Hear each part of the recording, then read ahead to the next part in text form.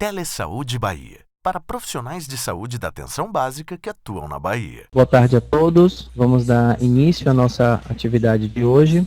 Eu sou o Thiago Piropo, técnico aqui do município, também a técnica aqui do Núcleo de Telesaúde Bahia, também aqui a Juliana Lamounier vai estar acompanhando, e mediando essa atividade com vocês. A palestrante convidada de hoje é a Adriana Dourado. Ela é sanitarista da Diretoria de Vigilância Epidemiológica da CESAB e irá abordar conosco a vigilância epidemiológica das doenças exantemáticas, sarampo e rubéola. Desejamos a todos uma excelente atividade. Passo a palavra para a nossa palestrante. Boa tarde, pessoal. Sejam bem-vindos a essa sala. Então, nós iremos abordar hoje a vigilância epidemiológica das doenças exantemáticas, sarampo e rubéola, que é um tema nessa oportunidade bastante relevante por conta do cenário epidemiológico que nós estamos vivendo, principalmente em relação à situação do sarampo.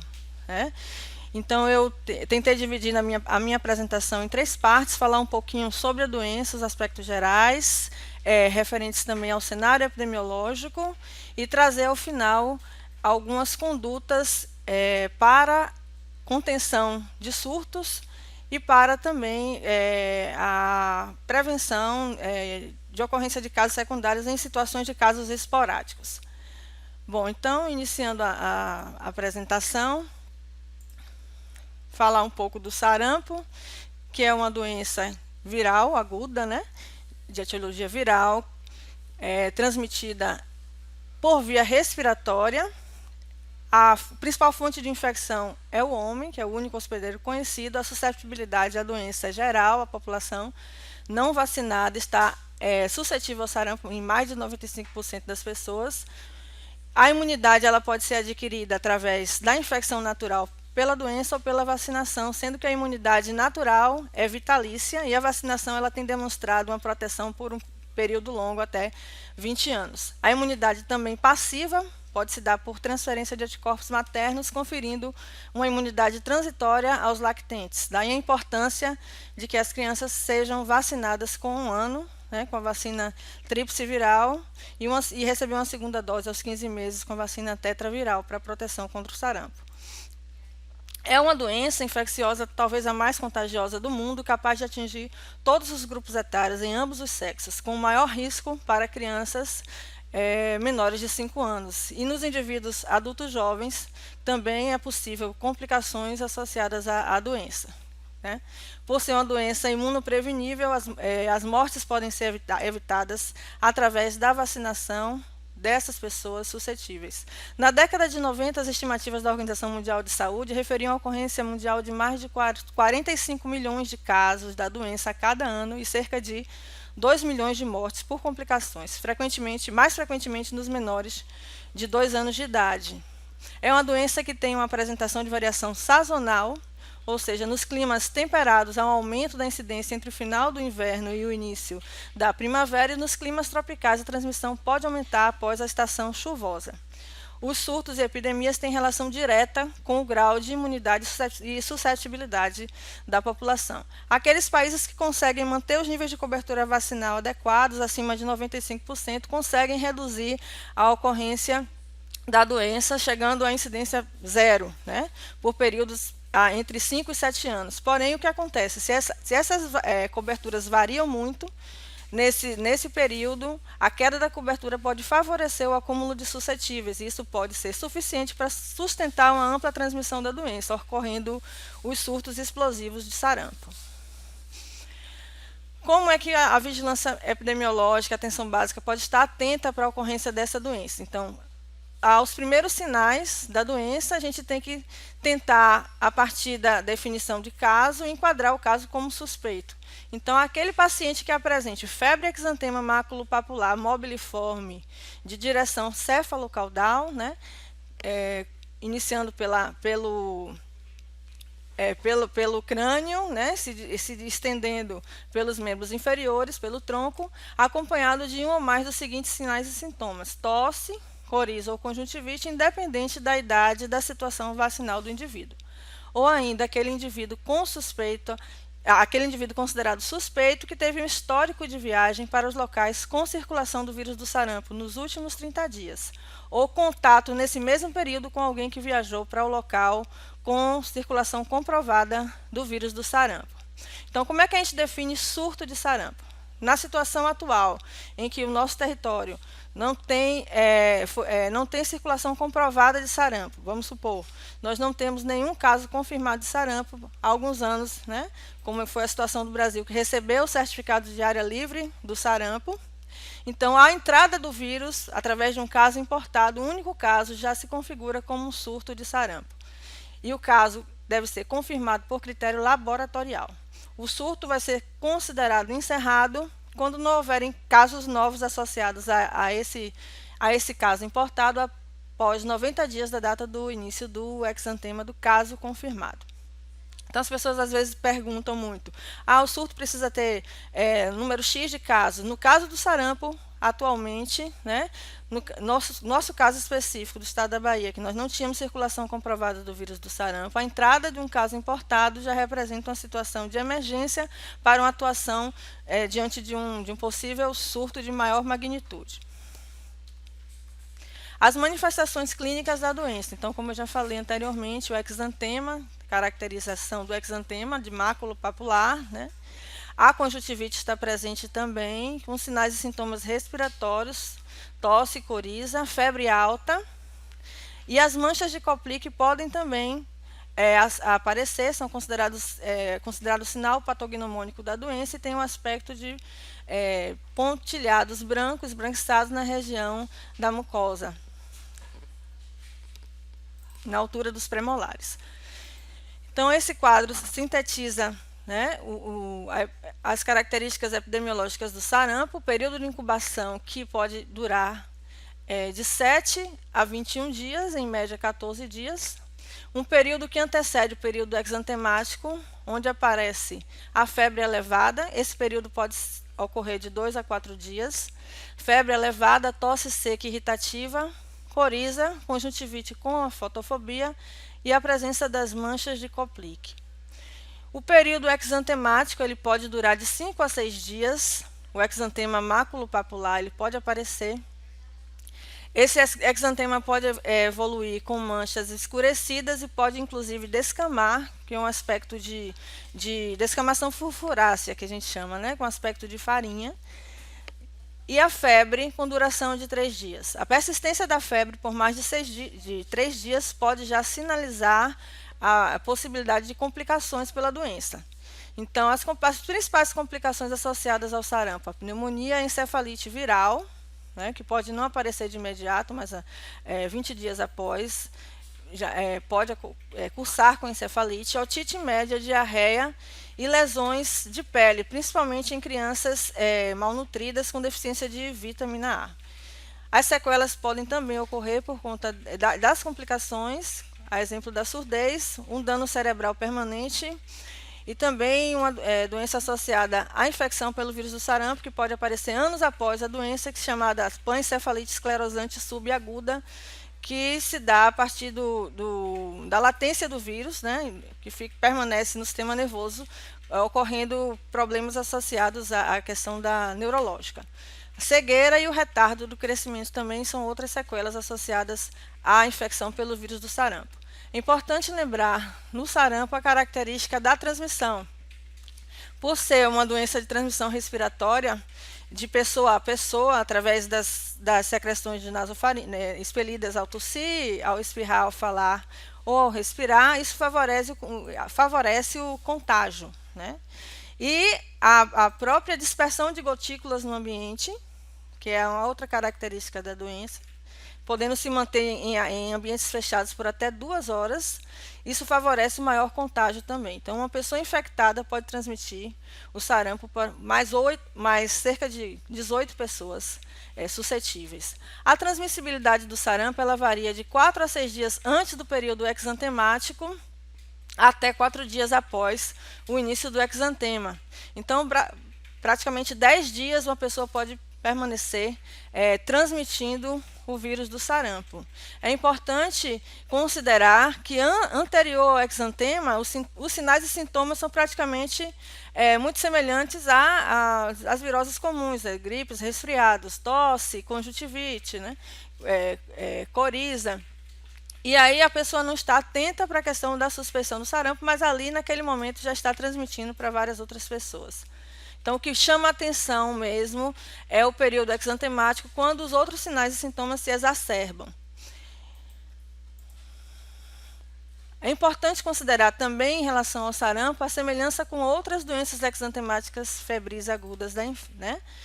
Muito frequentes em nossa população, algumas delas, como é o caso, por exemplo, da chikungunya, zika e a dengue, entre outras. A rubéola, que também já foi eliminada do país, mas nós estamos ainda em fase de risco de reintrodução também da rubéola. O exantema súbito, causado pelo herpes vírus 6, o eritema infeccioso, parvovírus B19, nós temos registro de alguns casos também no estado da Bahia. E como eu já falei, febre de chikungunya, zika vírus, enteroviroses, rickettsiose, que são as doenças que fazem o diagnóstico diferencial com o sarampo. Como a situação epidemiológica ela é bem dinâmica, a indicação e interpretação dos exames laboratoriais para a realização desse diagnóstico diferencial é essencial. Então, nós estamos, nesse momento, também numa parceria estreita com o Laboratório Central do Estado para favorecer, frente à ocorrência de surtos de doenças exantemáticas, o diagnóstico diferencial com o sarampo e com a rubéola. O tratamento do sarampo. Não existe um tratamento específico para a infecção pelo sarampo. E o tratamento com o antibiótico ele está contraindicado, exceto se houver indicação por conta de infecções oportunistas e infecções secundárias. Recomenda-se a administração da vitamina A em todas as crianças acometidas pela doença para reduzir a ocorrência dos casos graves e fatais. Isso deve se dar no mesmo dia do diagnóstico do sarampo. Existe essa recomendação que está no Guia de Vigilância Epidemiológica, que vocês podem também consultar, sobre a dose de administração da vitamina A nesses casos. E para os casos sem complicações do sarampo, que não necessitam de internação, né, tem que se manter a hidratação e o suporte nutricional e tentar diminuir a hipertermia e, com isso, evitar maiores complicações pela doença. Muitas crianças elas chegam a necessitar de 4 a 8 semanas para recuperar o estado nutricional após a infecção pelo vírus do sarampo. As medidas de prevenção e controle do sarampo e da rubéola, né, a proteção individual para evitar a circulação do vírus é a vigilância dos contatos. A vigilância dos contatos, isso a gente considera os contatos diretos, né, e a possibilidade também de identificação de contatos indiretos. E ela deve se dar por um período de 30 dias. Isso para monitorar o aparecimento de possíveis sinais e sintomas compatíveis com sarampo após a exposição ao vírus. Aqueles pacientes imunodeprimidos devem passar por uma avaliação médica antes da vacinação.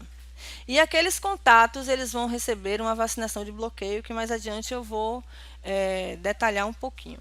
Em relação à vacinação de rotina, esse é o esquema vacinal preconizado pelo Programa Nacional de Imunizações, a primeira dose aos 12 meses de idade, com a vacina tríplice viral, aos 15 meses uma segunda dose com a vacina tetraviral, chamando a atenção de que as pessoas na idade de 1 a 29 anos precisam ter pelo menos 2 doses da vacina com o componente do sarampo. Após essa idade, entre os 30 e 49 anos, recomenda-se uma dose da vacina tríplice viral, conforme a situação vacinal encontrada. Os imunodeprimidos ou portadores de condições clínicas especiais vão ser avaliados antes da vacinação. Os profissionais de saúde têm uma indicação de receber 2 doses da vacina tríplice viral, independente da idade, isso na rotina. E a contraindicação da vacina se dá para gestantes, para crianças menores de 6 meses de idade e pessoas com sinais e sintomas de sarampo. Então, durante o processo de investigação de um caso suspeito de sarampo, até que esse caso seja encerrado, a pessoa não pode ser vacinada, porque a vacinação também interfere no diagnóstico laboratorial. As medidas de prevenção de bloqueio frente à identificação de casos, de contatos de casos suspeitos ou confirmados da doença, ela deve se dar nas primeiras 72 horas, né? O ideal, talvez, dentro das 24 horas, mas o prazo, na verdade, se estende até 72 horas.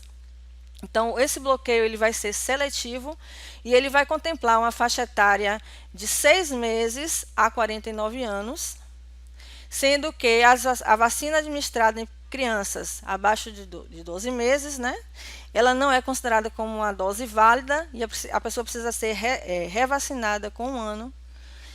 Aqueles contatos acima de 50 anos também que não comprovarem o recebimento de nenhuma dose de vacina com componente do sarampo devem receber uma dose da vacina tríplice viral para proteção.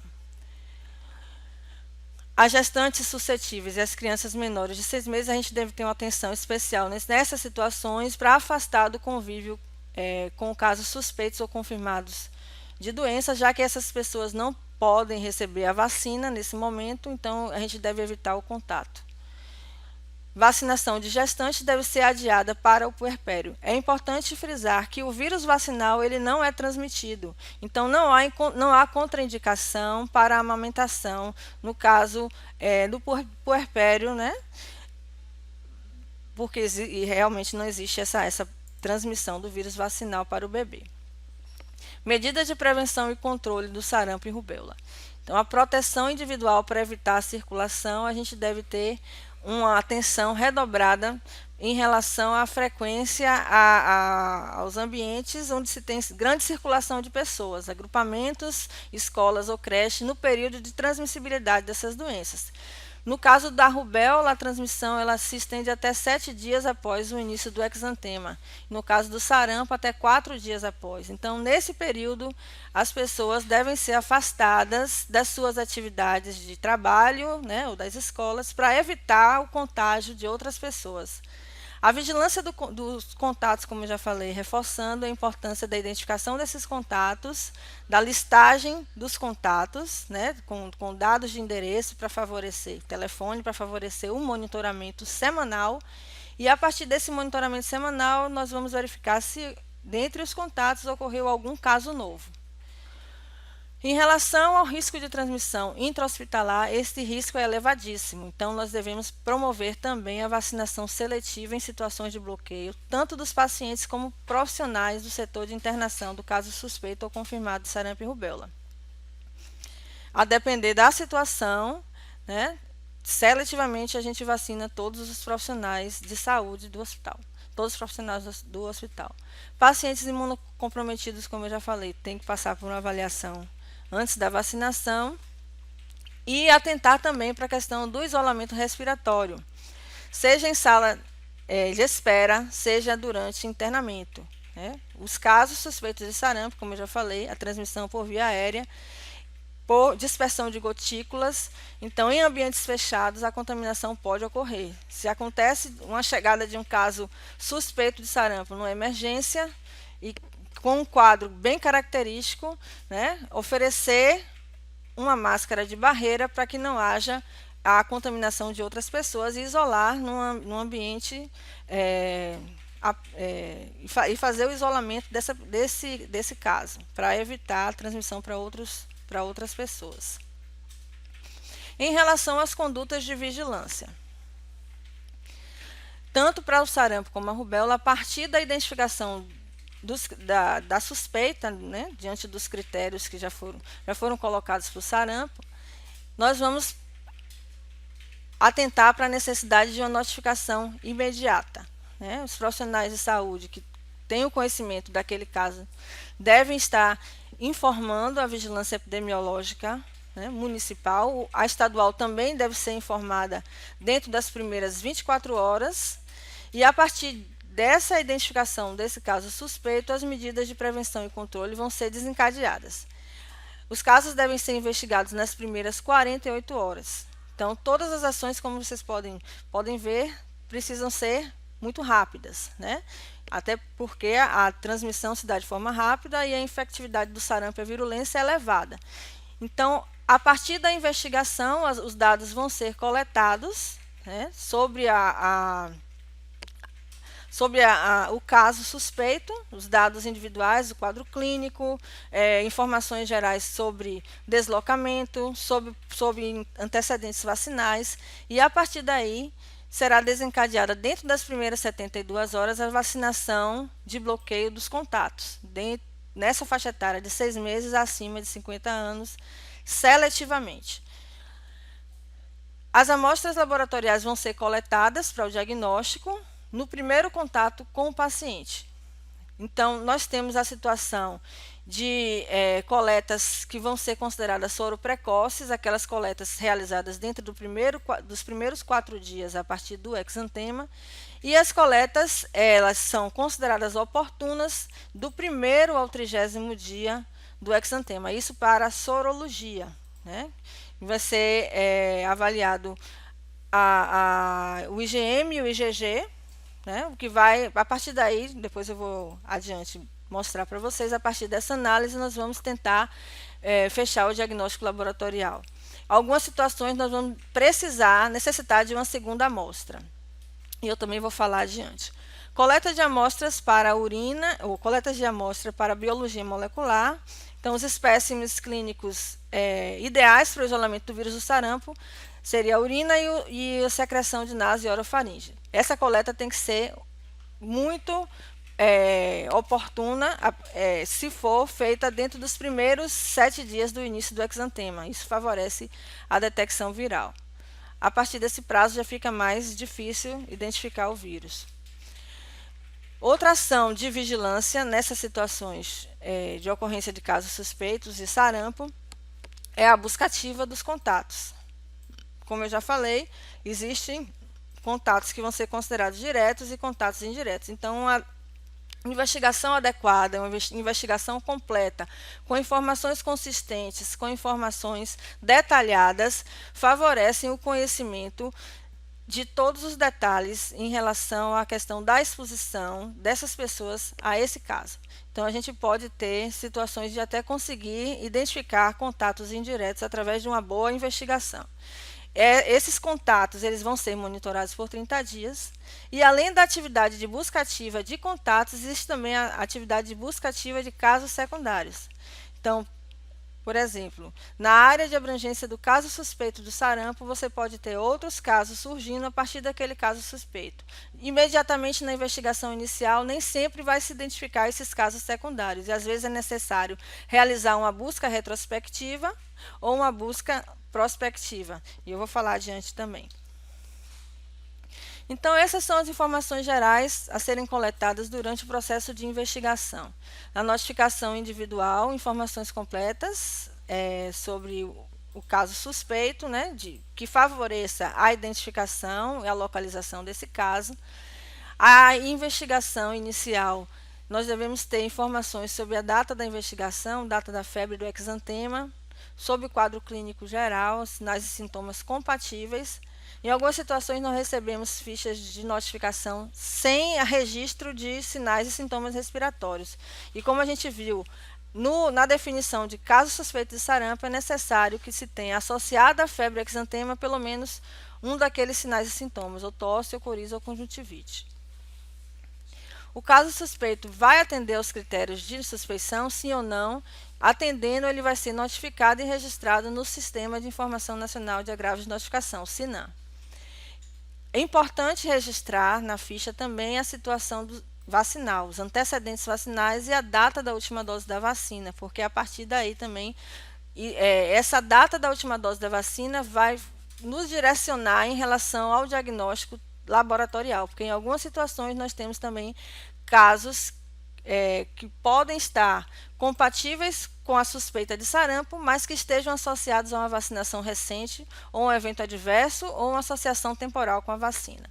A data da coleta de sorologia também é fundamental, porque a depender do momento em que essa amostra foi coletada, o diagnóstico laboratorial, a interpretação dos resultados laboratoriais vai ser diferente para aquelas amostras precoces e para aquelas amostras oportunas a partir do 5º dia.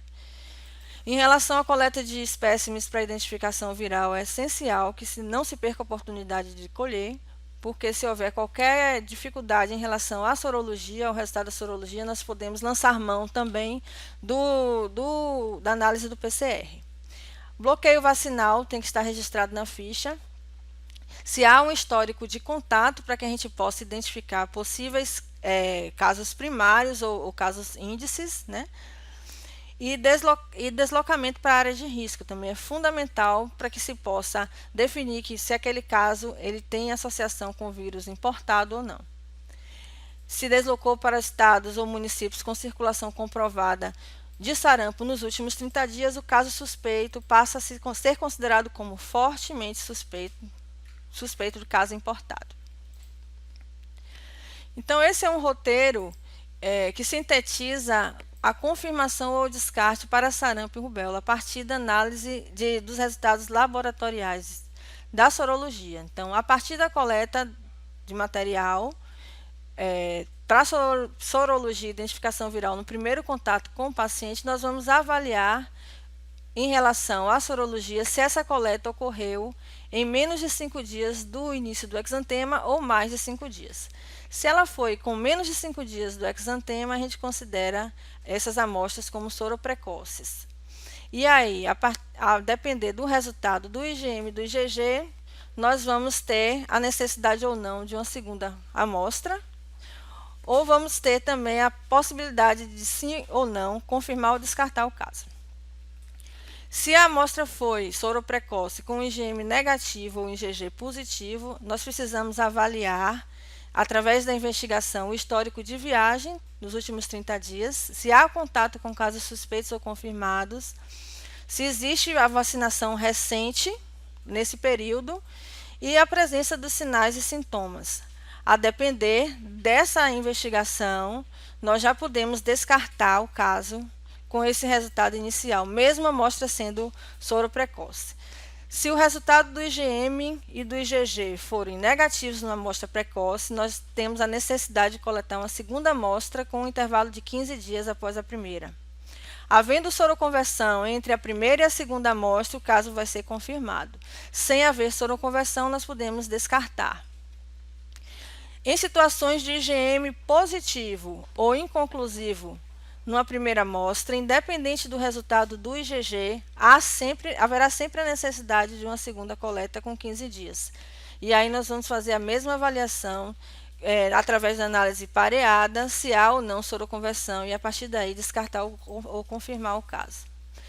As coletas acima de 5 dias, havendo um IgM negativo e um IgG positivo, nós já podemos descartar o caso. Se o IgG e o IgM são negativos, também podemos descartar, mas há recomendação aqui para uma vacinação, porque muito provavelmente essa pessoa não desenvolveu imunidade para o sarampo ou não foi vacinada, e aí, a depender da idade, a gente vai ou programar a vacina ou já fazer de imediato após a conclusão do caso.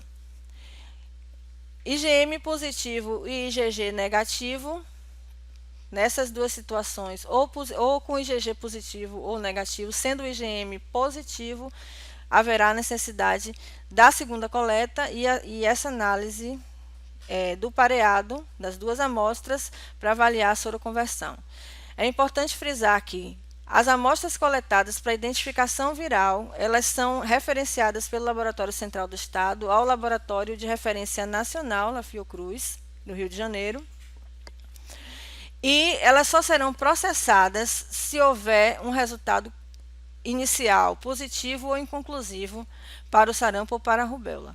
Então, na verdade, o LACEN recebe as amostras, congela, e essas amostras são encaminhadas frente à interpretação dos resultados, concluindo-se que seja um IgM reagente ou inconclusivo, aí vai ser processado e realizada a biologia molecular, e o PCR vai ser, na verdade, um exame complementar para o diagnóstico laboratorial do sarampo.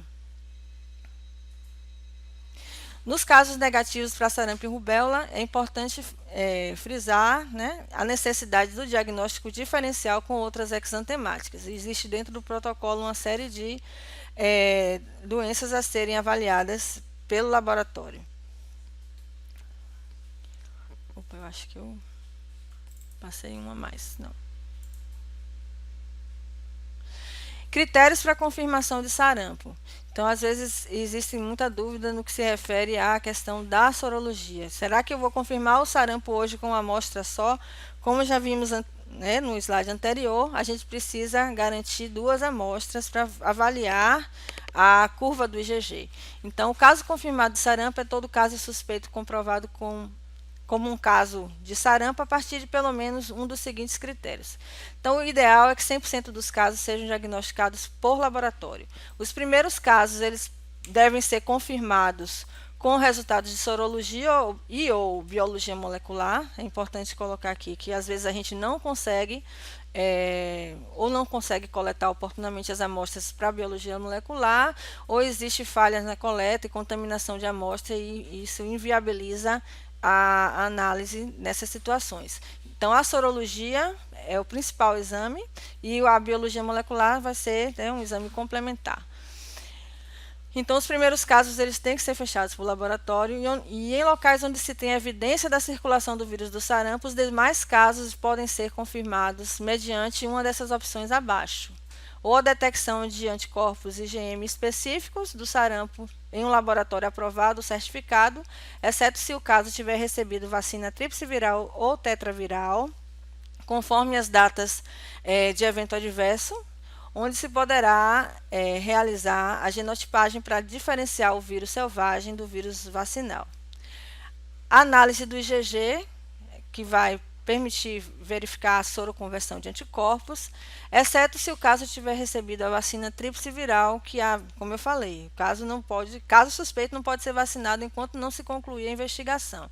Então, às vezes a gente tem algumas situações em que o caso recebeu a vacina no intervalo entre a primeira e a segunda amostra de sorologia. Essa vacinação realizada nesse intervalo vai interferir na análise laboratorial. Então, a gente não vai poder descartar nem confirmar esse caso com segurança se não lançar mão de um exame complementar, que é a biologia molecular. A biologia molecular, que é o PCR em tempo real do vírus do sarampo, vai favorecer a identificação viral, permitir a diferenciação do vírus selvagem do vírus vacinal e favorecer a caracterização genômica, para conhecer o genótipo do vírus circulante, diferenciando o vírus autóctone do vírus importado.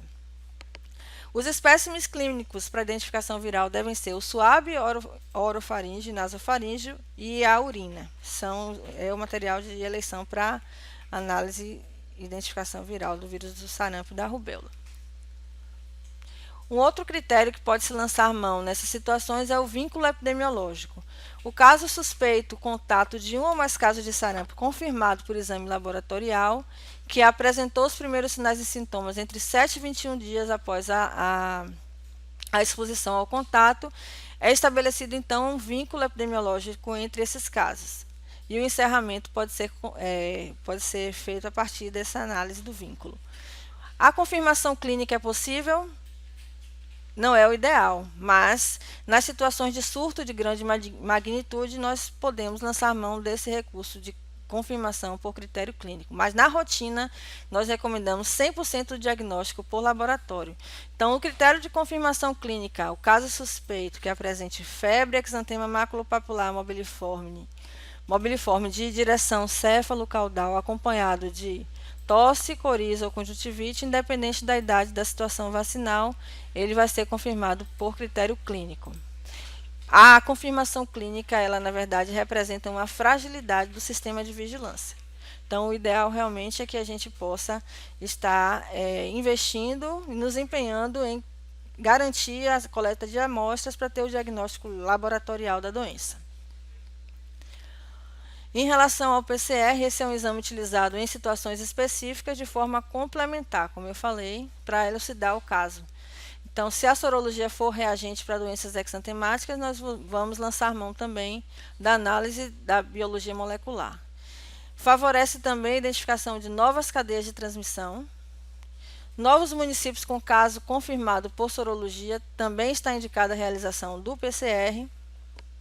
Municípios com reintrodução do vírus após 90 dias da data do exantema do último caso, há indicação também para a realização de PCR em casos novos, em situações de óbito pela doença. E quando há casos fortemente suspeitos de importação viral, com histórico de viagem a locais com evidência da circulação do vírus, também há indicação da realização do PCR. Então, no processo de investigação do sarampo, nós temos que nos atentar para 3 momentos distintos. A rotina, que é o que nós vivemos no dia a dia, né? É da vigilância, que envolve a investigação de campo, as ações de bloqueio, as ações de buscativa de contatos e buscativas de casos secundários, a investigação laboratorial dos casos e a garantia das amostras para a identificação viral. Agora, frente a um resultado reagente ou inconclusivo de sarampo, já deve-se desencadear um alerta para a possibilidade de ocorrência de casos confirmados.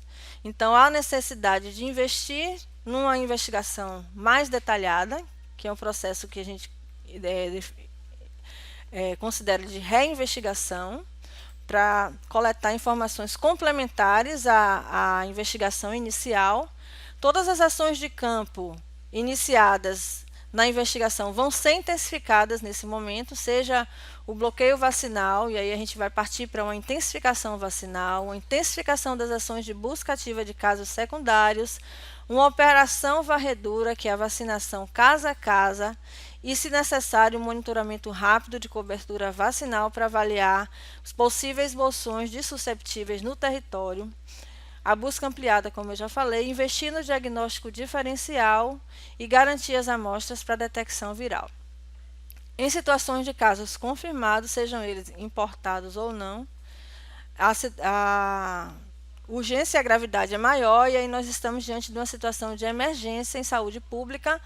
Então, todo investimento se dará para conter o surto, né? E com isso nós vamos iniciar as etapas de investigação de surto, iniciar as operações e os planos de contingência para a interrupção da cadeia de transmissão da doença, com toda a logística envolvida para a garantia de imunobiológicos, para a garantia de veículos para investigação, de pessoal para intensificação das ações e para os deslocamentos e trabalhos de campo. Perguntas essenciais durante a investigação do sarampo. Né? Quando nós nos deparamos com um caso suspeito de sarampo, tanto na rotina como nas situações de alerta e também de emergência, nós temos que ter sempre como referência a data do exantema e, a partir daí, desenhar a linha do tempo desses casos. Né? Quando se tem definido qual é o período de incubação, né, nós temos condições de identificar possivelmente onde aquela pessoa se infectou. Então, quais são os possíveis contatos que esse caso teve e que pode ter transmitido o vírus para ele? Qual é a fonte de infecção, na verdade, né?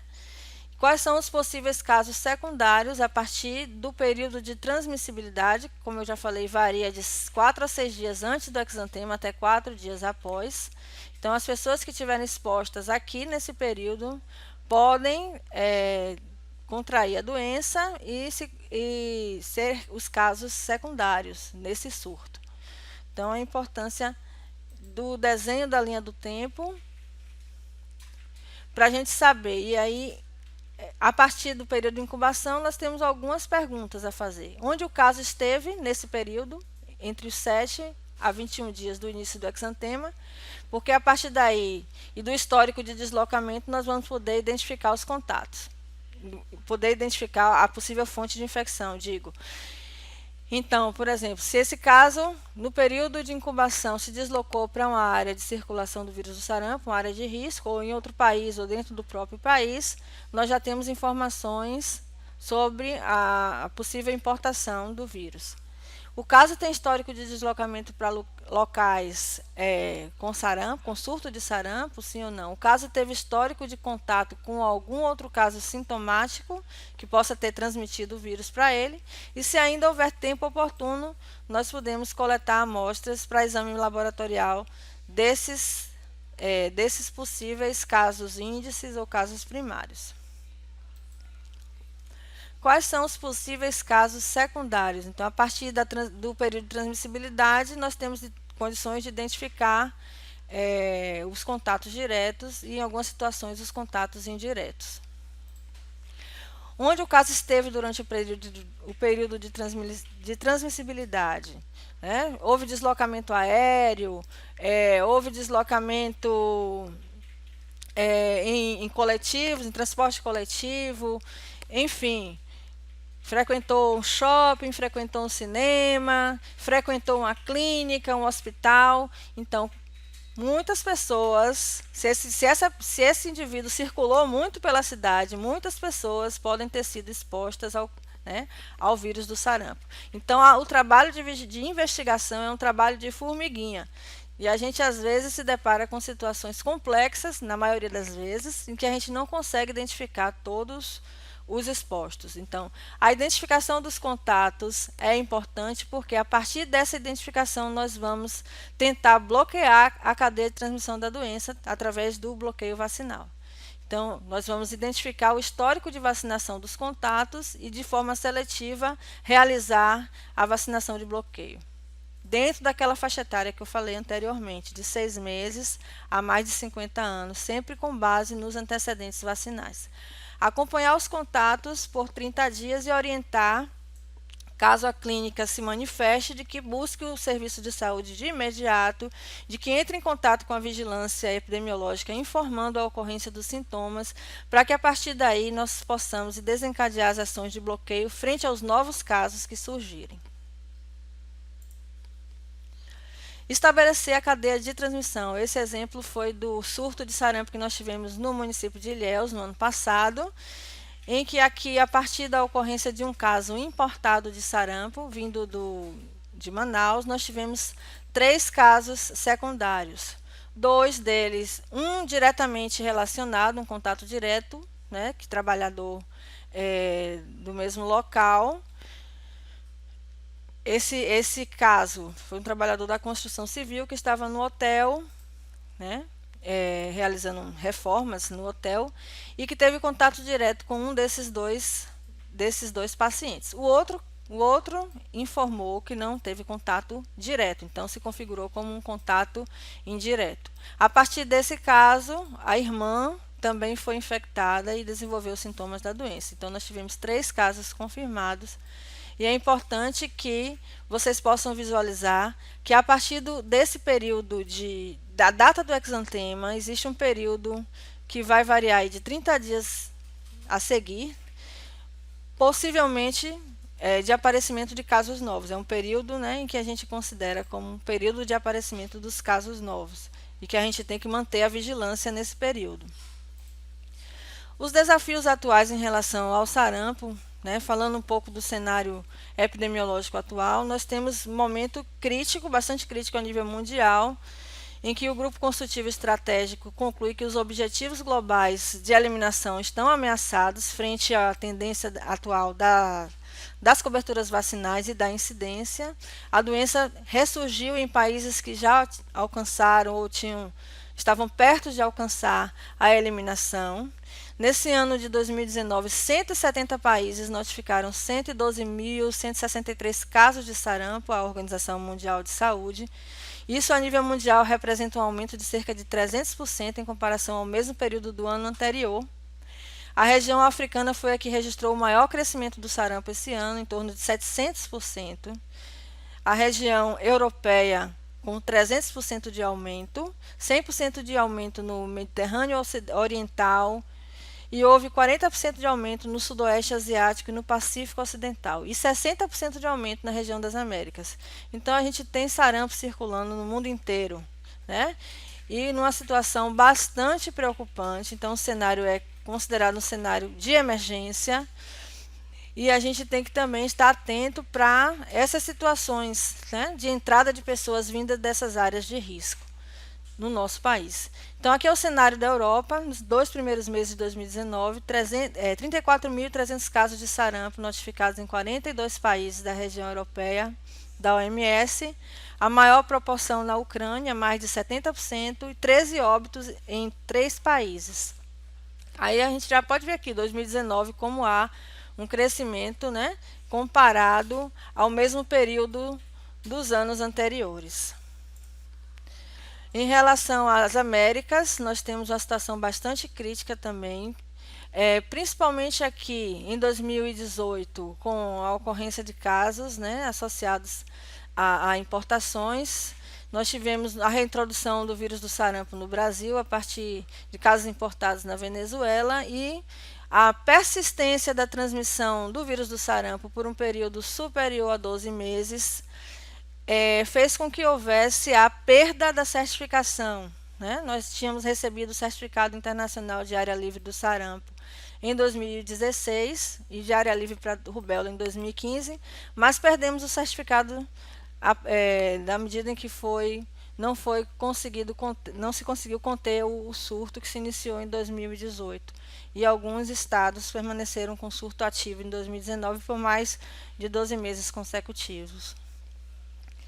Também nos Estados Unidos a situação é bastante preocupante. Aqui no início de 2019 a gente já tem uma situação que quase supera o ano de 2014 em número de casos, 555 casos em 20 estados nos Estados Unidos.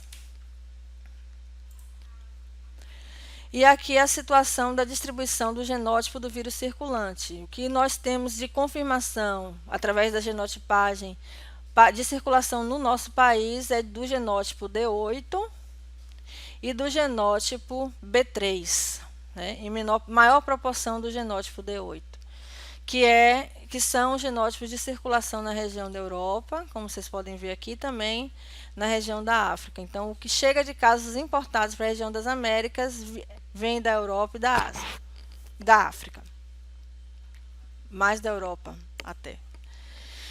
Situação epidemiológica do sarampo no Brasil, reforçando que é uma doença de notificação compulsória obrigatória e a gente precisa ter uma atenção sobre a necessidade de notificação imediata. Desde 1968 está na lista de doenças de notificação compulsória obrigatória. O sarampo foi eliminado no Brasil, o vírus autóctone, no ano 2000. E antes do Brasil receber a certificação, ocorreram alguns surtos associados a vírus importados, como foi a situação do Ceará, em São Paulo e em Roraima. Em 2016 não ocorreram casos confirmados de sarampo e a certificação se deu em 2016. O certificado foi emitido pela OPAS em 2016. Passamos o ano de 2017 sem casos confirmados. Em 2018 ocorreram aqueles surtos que eu já falei, envolvendo os surtos que inicialmente se iniciaram na região norte do país, atingindo 11 unidades federadas. Foram confirmados 10.326 casos. A transmissão de 2018 foi interrompida em 5 estados, incluindo aqui a Bahia, e no Distrito Federal. Porém, houve um restabelecimento da transmissão em alguns estados que não conseguiram conter o surto e houve a perda da certificação de área livre do sarampo. Esse é um gráfico que demonstra a importância e o impacto das ações de vacinação de rotina, né, na população de 1 ano, na redução da incidência da doença ao longo dos anos, chamando a atenção de que a nossa meta mínima de alcance para a eliminação do sarampo é de 95%, conforme está preconizado pelo Programa Nacional de Imunizações e a nível internacional também, e que as variações desses níveis de cobertura ao longo dos anos, no período de 5 em 5 anos, havendo variações de cobertura abaixo da meta, nós podemos acumular suscetíveis. E o acúmulo de suscetíveis ano a ano, num período de 5 anos, pode favorecer, ser uma situação que favorece a ocorrência de surtos, como aconteceu aqui. A gente vê um período de baixa incidência, com variações de cobertura abaixo da meta e um novo pico da doença em 97. Esse foi o grande surto que nós tivemos, iniciando inclusive no estado de São Paulo e depois atingindo a região nordeste do país.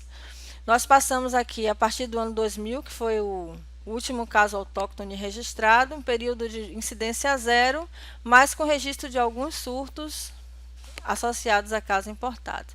Então, as coberturas vacinais baixas atualmente representam uma situação de grande risco para a ocorrência de surtos no país. Então, esse é um dado nacional mostrando os estados que estão em situações de surto ativo, que são 3 estados, o estado de São Paulo, Rio de Janeiro e Pará.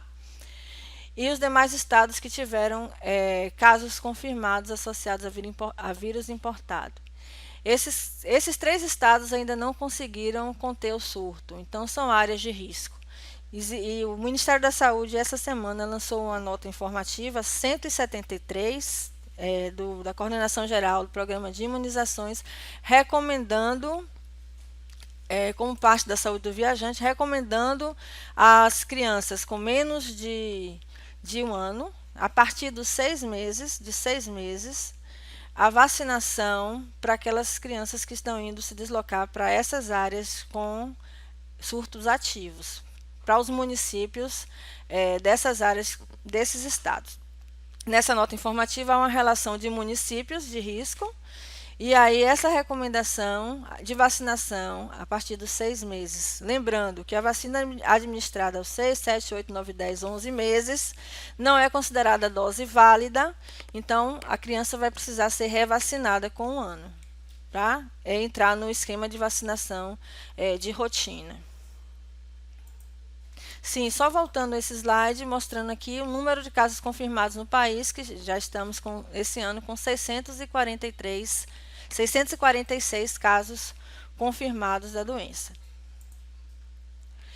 Então, esse aqui não funcionou a animação, mas é um gráfico que mostra, é uma figura que mostra o número, a intensidade de circulação, né, de voos por todo o mundo. Então, chega e sai pessoas de várias partes do mundo, e com isso favorece o quê? A entrada e a saída de vírus e de bactérias. Então, a gente tem diariamente, né, segundo a Organização Mundial do Turismo, em 2017, cerca de 322 milhões de turistas, superando em 7% o valor reportado no mesmo período de 2016. Um outro grande desafio é a gente controlar o surto com cadeias extensas.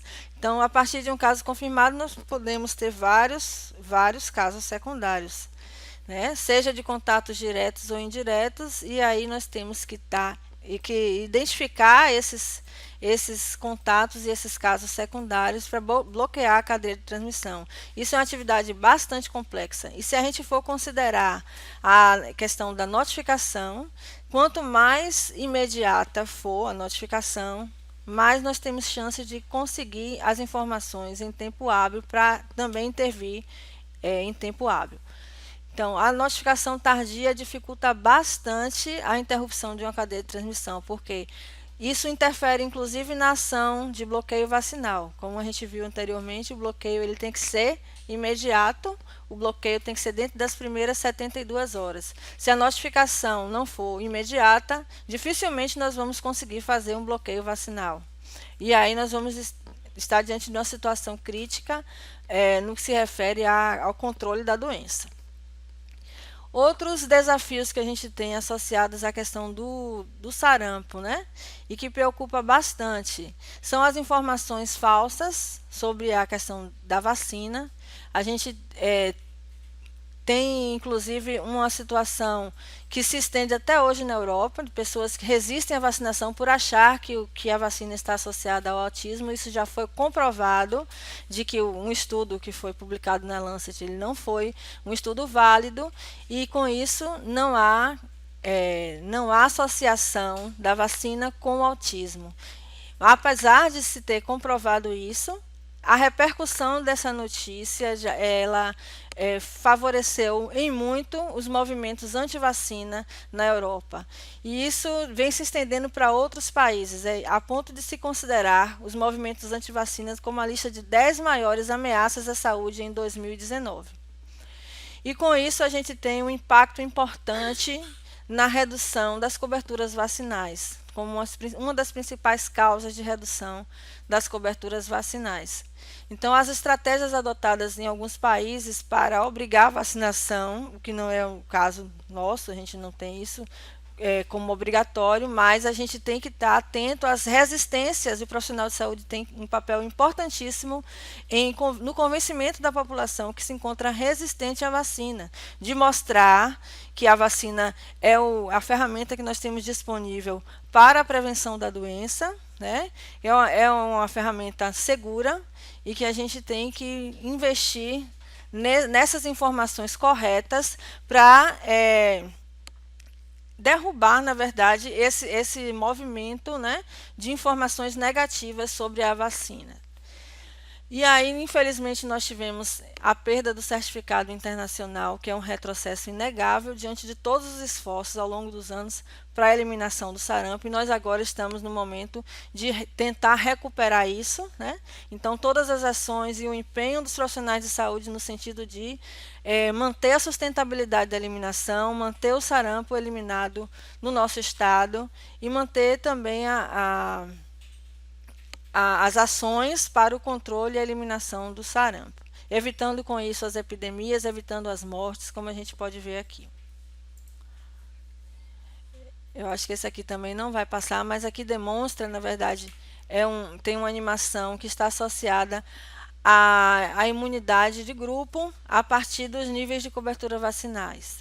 Então, nós temos aqui as pessoas em azul sem vacinas, em amarelo vacinados, e em vermelho os contagiosos. Então, vamos supor que o contagioso seja esse pontinho vermelho. Quando ele entra no grupo de 95%, se a maior parte das pessoas estão vacinadas, isso vai favorecer uma proteção indireta aos não vacinados, que é o que a gente chama de imunidade de rebanho, né?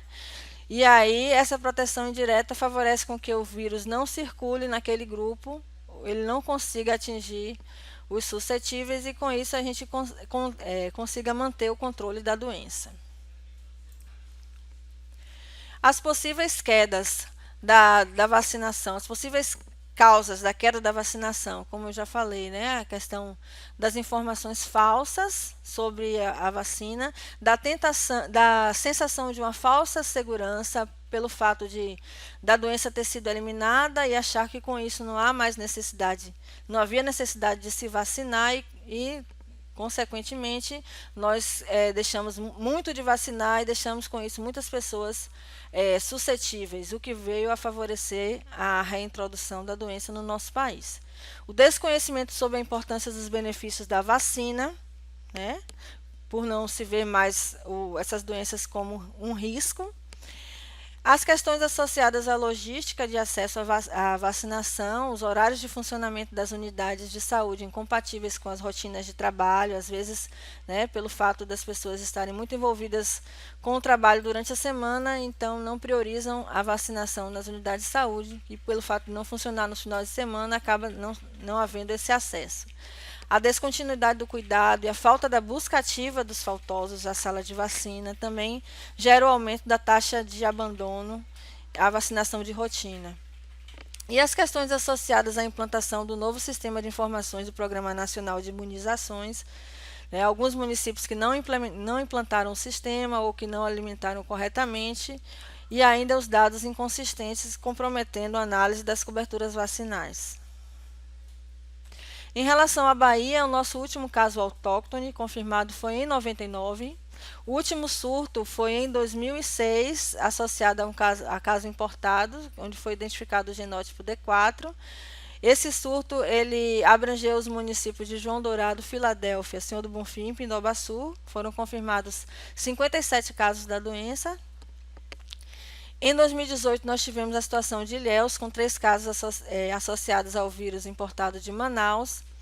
E em 2019, nós estamos com 2 casos importados de São Paulo, sendo que esses 2 casos importados de São Paulo não têm residência na Bahia. Um teve passagem por Porto Seguro e o outro em Salvador.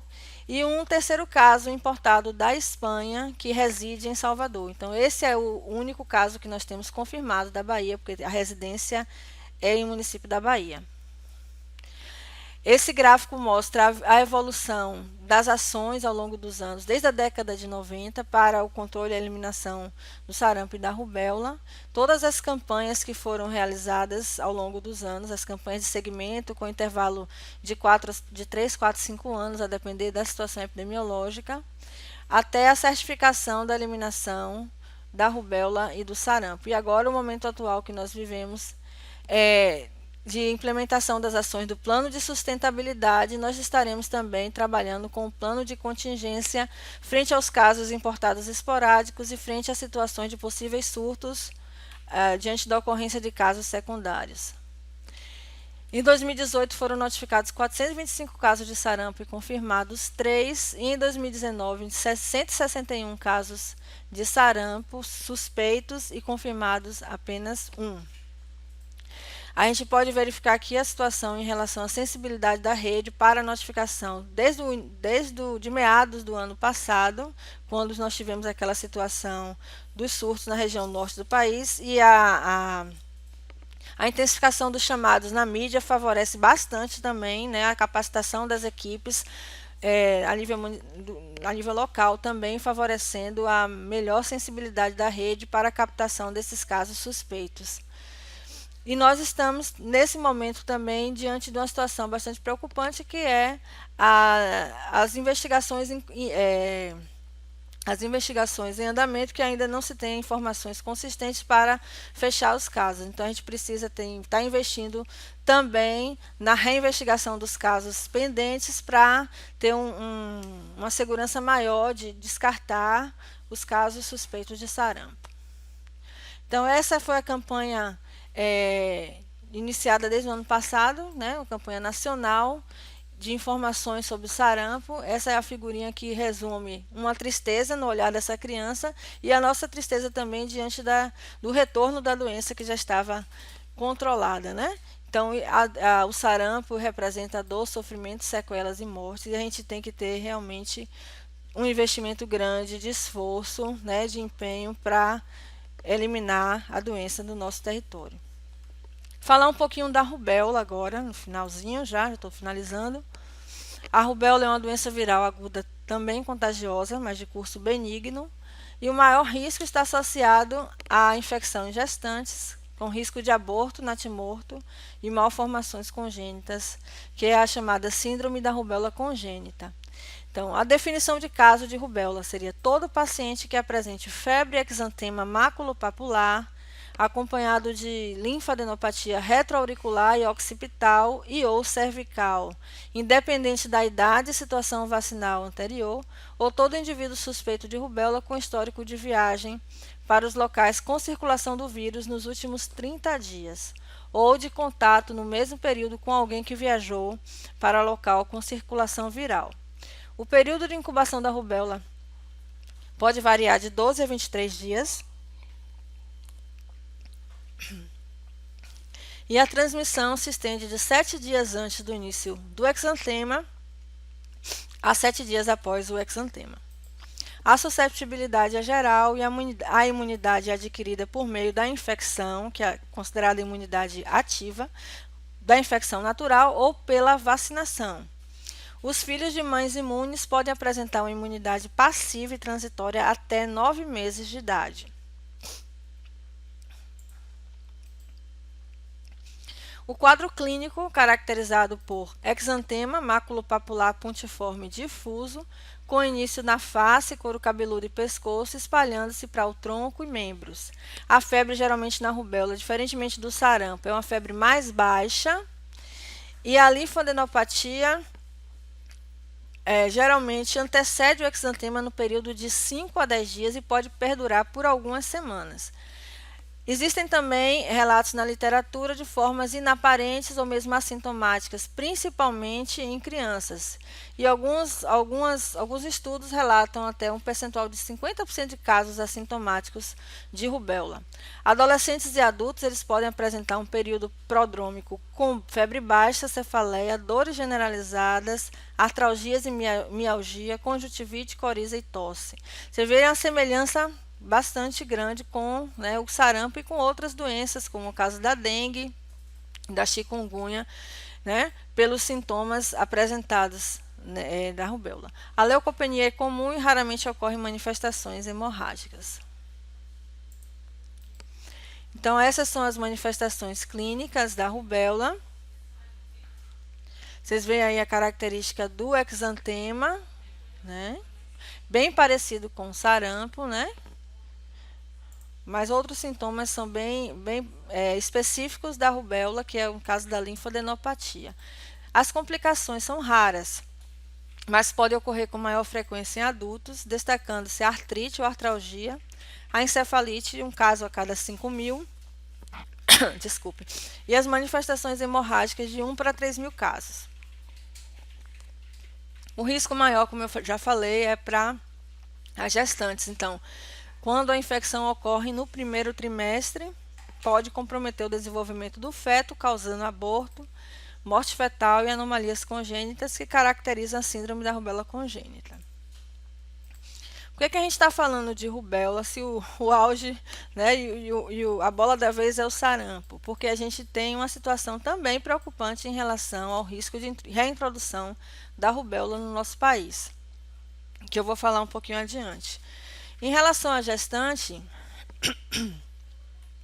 nós temos muitos profissionais de saúde que têm dúvidas no que se refere ao diagnóstico laboratorial. Então, existe, na verdade, uma recomendação do Ministério da Saúde, que está, inclusive, nos protocolos de pré-natal e também no Guia de Vigilância Epidemiológica, de que não há recomendação e indicação de realização do exame de sorologia anti-rubéola IgM na rotina de pré-natal. Isso porque esse exame pode sofrer interferência dos hormônios da gestação, a interferência hormonal, e com isso se tem um resultado falso positivo. A maior parte das situações em que se tem um caso de rubéola assintomático com resultado IgM reagente, esse resultado vai ser um falso positivo. Mas uma vez sendo solicitado e uma vez se deparando com a situação de um IgM reagente inconclusivo, a gente vai precisar investigar a fundo se realmente existe uma associação ou não com o vírus da rubéola. Então, precisa avaliar a comprovação de rubéola anterior, né, a situação do histórico de IgG em gestações anteriores, o histórico de viagem ou contato com viajante, contato com caso suspeito ou confirmado de rubéola e o próprio histórico de vacinação daquela gestante com a dupla ou tríplice viral. Para a gente ter uma segurança de dizer àquela gestante que ela não precisa se preocupar com aquele resultado, que aquele resultado é um falso positivo. Mas, reitero, não há indicação de solicitação do exame de IgM para rubéola na rotina de pré-natal, porque isso realmente causa um grande transtorno. Principalmente para a gestante, é gerado, né, uma situação de preocupação excessiva diante daquele resultado e que aí a gente vai ter que desconstruir isso através de informações mais consistentes. E como eu falei, a situação da rubéola também vem preocupando, porque entre 2010 e 2019 já foram confirmados 84 casos de rubéola em 8 países da Europa, todos importados, e 16 casos de síndrome da rubéola congênita no mesmo período. E aí, sinalizando que no Brasil, no período de 2000 e 2008, foram confirmados 37.663 casos de rubéola. Com a ampliação das coberturas vacinais e através das grandes campanhas de vacinação que nós tivemos, principalmente a grande campanha de 2008, que envolveu homens e mulheres, né, adultos, ampliando a cobertura, chegou-se a reduzir a ocorrência de casos em 273,6%, comparativamente a 2007. Então, essa é a situação atual no cenário das Américas, né? Nós tivemos aqui situações de importações em 2017, 2018 e em 2019. Nós temos 2 países, né, da América do Sul com registro de casos importados da rubéola. Então, o Brasil não está isento desse risco, né? O risco existe e a gente tem que estar também aproveitando que se trata de uma vigilância integrada das doenças exantemáticas, do sarampo e da rubéola, está também olhando para a possibilidade de casos importados de rubéola. Está vigiando também os casos de rubéola. Então, em relação à rubéola no Brasil, o último surto foi em 2008, que foi o ano que coincidiu com aquela grande campanha, que foram vacinadas 67,9 milhões de brasileiros, homens e mulheres de 20 a 39 anos, a maior campanha de vacinação do mundo. Entre 2011 e 2017, foi confirmado apenas um caso no Rio de Janeiro, no ano de 2014, em um tripulante de um navio vindo da Filipinas, sendo detectado o genótipo 2B, sem nenhum caso secundário.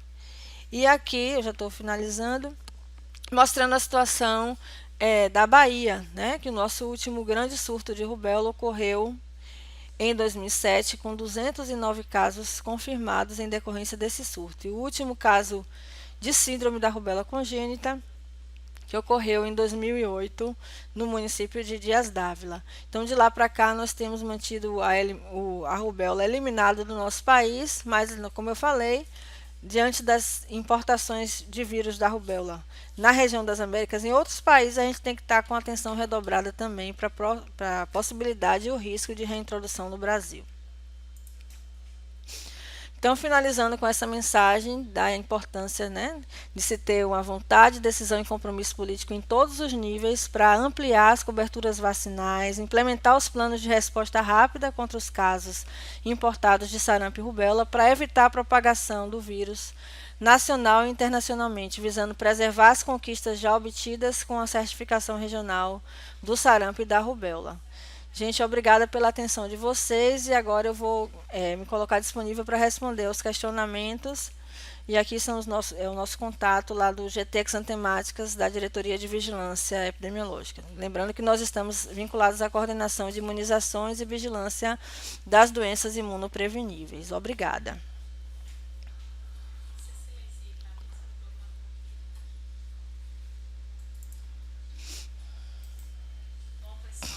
Bom, pessoal, nós já temos aqui algumas dúvidas que eu fui coletando aqui ao longo da explanação do tema e vou fazer a leitura aqui e posteriormente a Adriana irá respondê-las, tá bom? Se uma pessoa de mais de 49 anos e for viajar para a área de risco, deve se vacinar?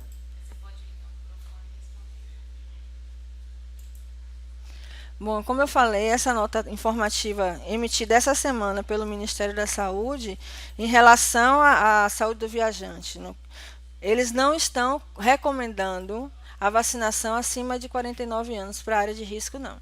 Só há recomendação a partir dos 6 meses, crianças menores de ano, que são, na verdade, os mais suscetíveis, porque não tem vacina, né? Então não foram realmente vacinados, são suscetíveis, e aí existe essa recomendação de vacinação a partir dos 6 meses de idade. Mas em relação à população acima de 50 anos, nós vamos vacinar se houver contato com o vírus, se for exposto ao vírus, seja o caso em caso suspeito, seja em caso confirmado.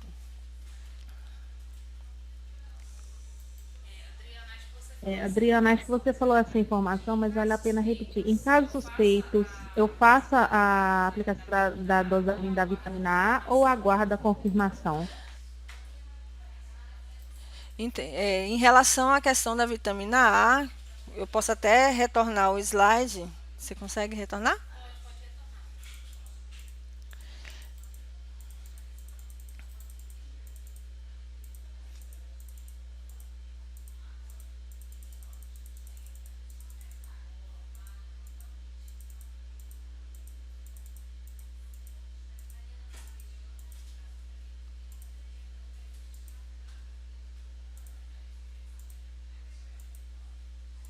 Só um minutinho.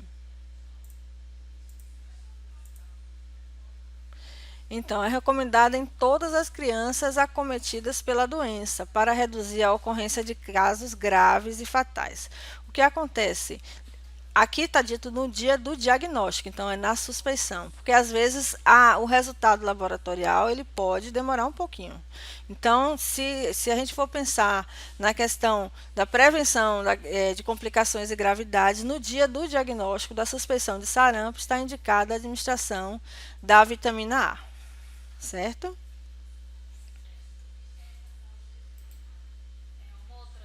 Uma outra dúvida se um paciente de 7 meses não vacinado que já recebeu na puericultura uma dose de vitamina A aos 6 meses de idade, ou seja, um mês antes do possível contágio pelo sarampo, eu volto a repetir a vitamina A novamente? Olha, essa informação eu não vou ter como lhe responder agora, né? E aí eu vou tentar me informar em relação a essa questão do esquema e respondo posteriormente, ok? Nesse caso, o profissional também ele pode, se quiser, utilizar o serviço de teleconsultoria do Telesaúde Bahia, que a gente também poderá responder a sua dúvida, tá? Lembrando, pessoal, que essa a apresentação em PDF será disponibilizada no nosso site e a gravação também será disponibilizada no canal do YouTube, caso vocês desejam rever novamente essa apresentação. Continuando aqui, se um cliente tem uma dose de dupla viral e uma de tríplice viral, é obrigatória a segunda tríplice? Qual a idade da pessoa? Tríplice. Ó, se já tem 2 doses da vacina, uma dupla viral, protege para o sarampo e para a rubéola. Uma tríplice viral, proteção para sarampo, rubéola e cachumba. Se ele está na faixa etária de 1 ano, ele vai ter que se proteger também para a varicela, lembrar da tetraviral, que é administrada aos 15 meses. Então, eu preciso saber qual é a idade da pessoa, para te dizer se sim ou se não. Certo? Você tem como me informar a idade?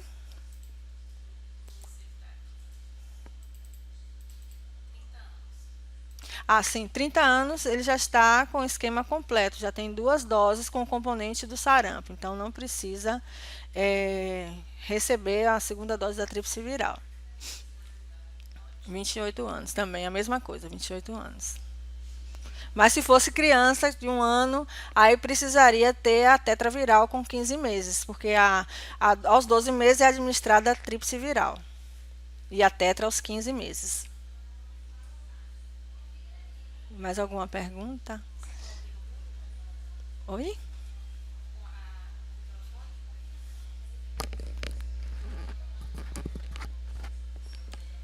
Tá ok?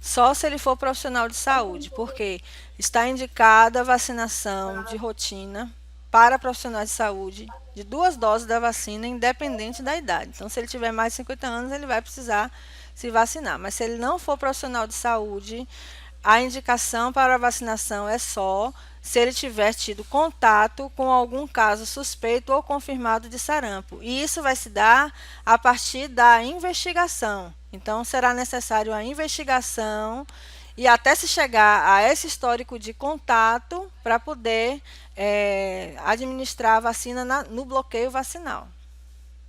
Essa indicação está no protocolo do Ministério da Saúde, sim, certo?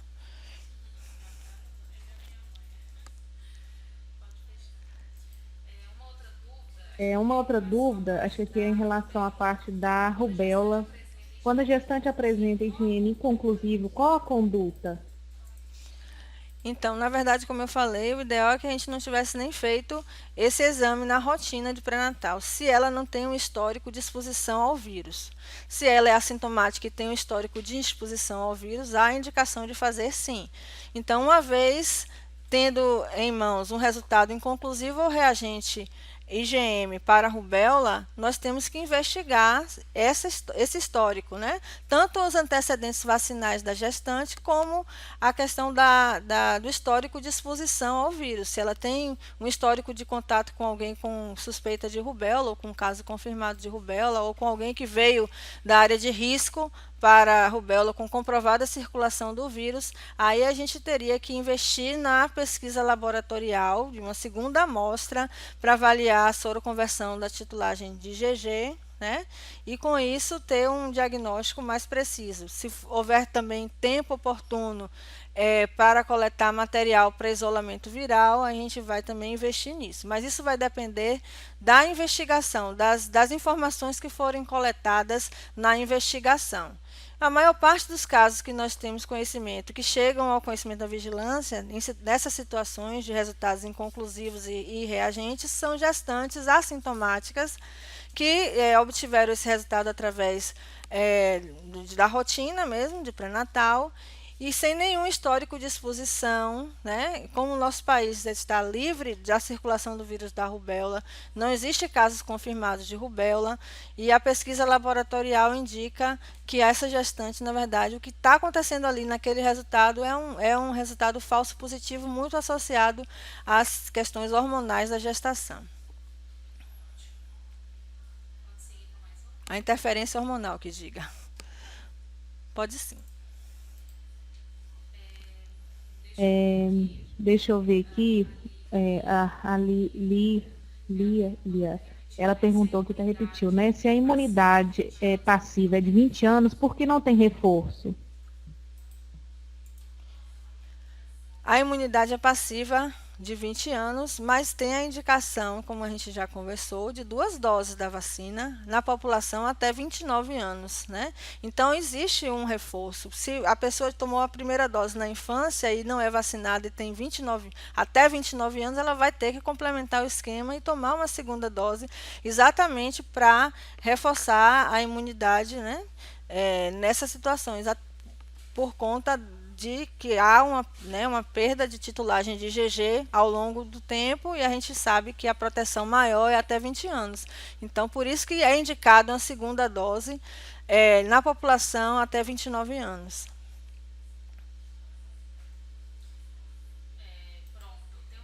Pronto, tem uma dúvida aqui em relação à imunização dos profissionais da saúde, né? Quem são os profissionais? São todos os profissionais que podem tomar a vacina, independente da faixa etária? Isso, independente da faixa etária, todos os profissionais de saúde. Agora, atentando para a questão da avaliação em relação aos imunocomprometidos, né? Situações que não está indicada a vacinação, também as gestantes não está indicada a vacinação. Nessas situações, a gente precisa ter uma avaliação do profissional de saúde para adiar a vacina naquele momento ou indicar a vacina se for o caso. O profissional médico.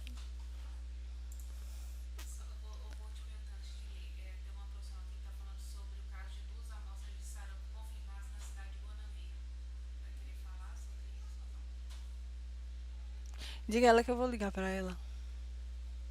Eu sei qual é. Tá. O atual calendário recomenda 2 doses para a criança. Mas se ela tomou as 2 doses quando criança, afia. Não, tem muita pergunta aqui. Diga aí mais uma. Mas se ela tomou as 2 doses quando criança, está vacinada, tem reforço.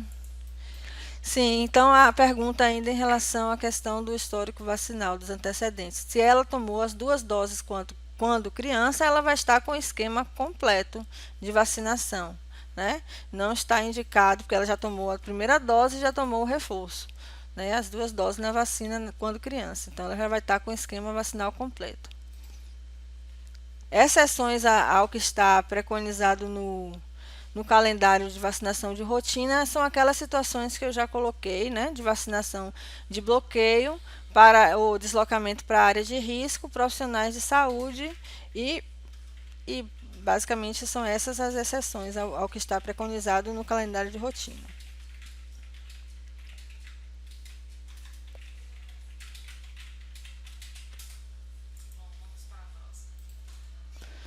Tem muita pergunta. Dando seguimento aqui, pessoal, deixa eu ver mais uma dúvida.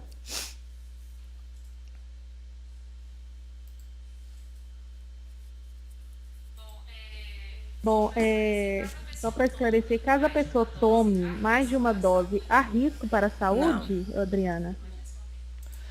Não há risco não, né? Mesmo que não tenha certeza que tomou a vacina na infância, se é um adulto que não tem certeza ou perdeu o cartão de vacina. Então, na incerteza sobre o antecedente vacinal, é indicada a vacinação, né? E mesmo que ele tenha tomado a vacina e não saiba, ele não vai ter risco para a saúde se ele tomar mais uma dose.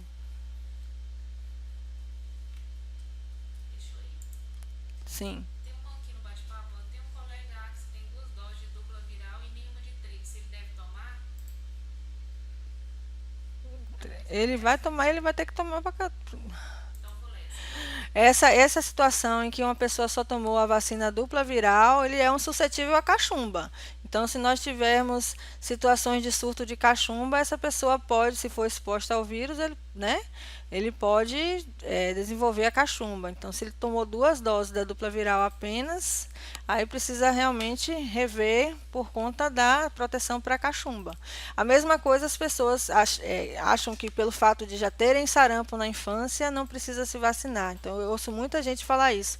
Ah, porque eu já tive sarampo na infância. Em momento nenhum, se você for ler os manuais, os protocolos, está dito lá que quem teve sarampo na infância não precisa se vacinar. Não, porque existe a proteção para a rubéola e para a cachumba. Então, a pessoa, apesar de ter tido sarampo na infância e mesmo considerando que em anos anteriores nós não tínhamos investimento em termos de laboratório para o diagnóstico do sarampo, a maior parte dos casos eram diagnosticados pela clínica e a gente sabe que existe muitas semelhanças com outras doenças exantemáticas, então nem toda pessoa que diz que teve sarampo realmente pode ter tido sarampo, a não ser que ele tenha um resultado laboratorial confirmatório. Então eu sempre indico que mesmo a pessoa dizendo que teve sarampo na infância, ela precisa se vacinar. Se nunca foi vacinada, precisa se vacinar. Até para ter uma segurança maior em relação à proteção do sarampo e para garantir a imunidade para a rubéola e para a cachumba.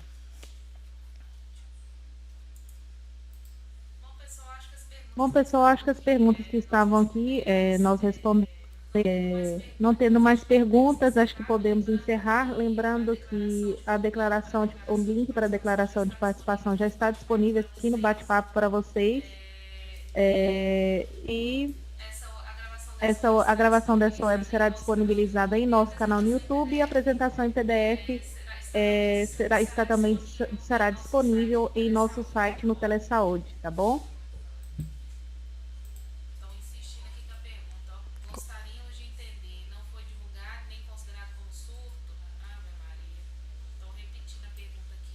Ah, sim. Como é que faz? Deixa eu ver. No caso de Guanambi, ele tem uma vacina entre 2 amostras, né? Ele recebeu uma vacina de bloqueio entre a primeira e a segunda amostra. Então, a gente teve uma dificuldade grande em relação ao diagnóstico laboratorial por conta da interferência da vacina, inclusive na soroconversão do IgG. Então, nós estamos nesse momento em análise do caso e a gente vai entrar em contato com a equipe de Guanambi para discutir, porque nós já tivemos uma discussão com a equipe do Ministério da Saúde e esse caso, como tem um histórico de contato com outros casos de síndrome mão-pé-boca, né, e tem essa vacina entre a primeira e a segunda amostra, interferindo no resultado laboratorial, muito provavelmente vai ser descartado por vínculo epidemiológico.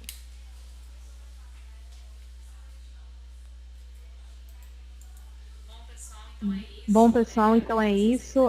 Adriana, se você quiser fazer uma fala geral para a gente poder encerrar, fica à vontade. Bom, eu gostaria de agradecer a atenção de vocês e me colocar à disposição. Nós fazemos parte do GT Exantemáticas na Advep. Qualquer dúvida que vocês tenham, podem entrar em contato através do e-mail. Se não foi respondido algumas perguntas, nós estamos à disposição. E qualquer dúvida em relação às ações de investigação, as ações para contenção de surto e em casos esporádicos, nós estamos disponíveis para responder. E agradecer a atenção e nos colocar à disposição mais uma vez para tirar as dúvidas, dirimir todas as dúvidas. Ao que tiver ao nosso alcance, claro. Obrigada pela atenção de vocês, mais uma vez.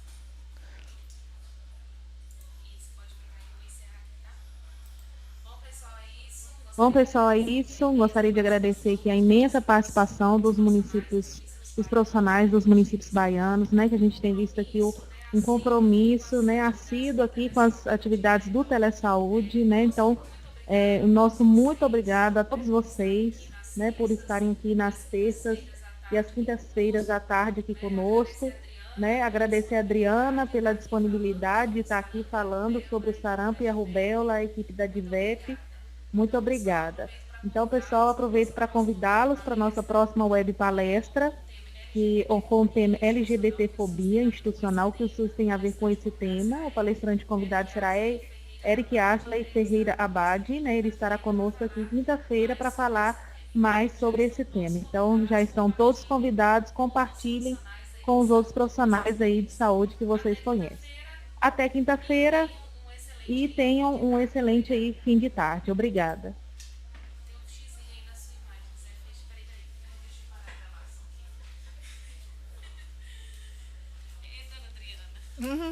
Como é que para? Telesaúde Bahia, para profissionais de saúde da atenção básica que atuam na Bahia. Disponível em qualquer lugar e a qualquer hora. É fácil e sem complicação. Se você é integrante de equipe de saúde da família, núcleo de apoio à saúde da família, consultório na rua, mais médicos, programa Saúde na Escola e Academia da Saúde, se conecte com a gente. Por internet, telefone ou pessoalmente. Saiba mais: www.telesaude.ba.gov.br.